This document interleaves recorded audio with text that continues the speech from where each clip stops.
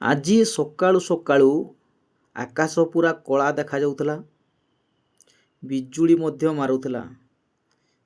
ଏହା ଦେଖି ମୋ ମା ଆଉ ମୁଁ ଆଗରୁ ଶାଗ ଆଉ ଶୁଖିଲା କାଠ ସବୁ ଘରକୁ ଆଣି ଆସିଲୁ।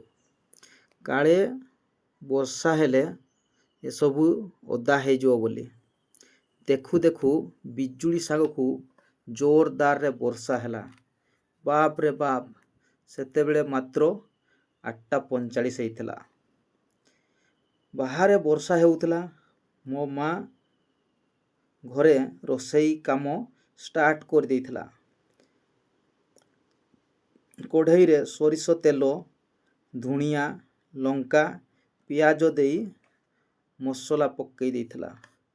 ତାପରେ ଆଳୁ, କୁନ୍ଦୁରି, କଲରା ପକାଇଲା। କିଛି ସମୟ ଗଲା ପରେ ଆଳୁ, କୁନ୍ଦୁରି, କଲରା ହେଇଗଲା। ତାପରେ ଶାଗ ପକାଇଲା।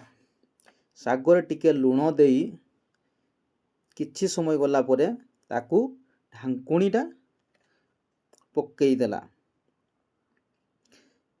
କିଛି ସମୟ ଗଲା ପରେ ସେ ଶାଗ ମଧ୍ୟ ରେଡ଼ି ହେଇଗଲା।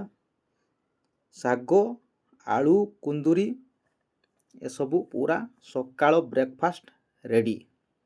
ଦେଖିବା ଆଜି ପୁରା ଖାଇବାଟା ପୁରା ଜମିବ। ରହିଲି। ଜୟ ଜଗନ୍ନାଥ।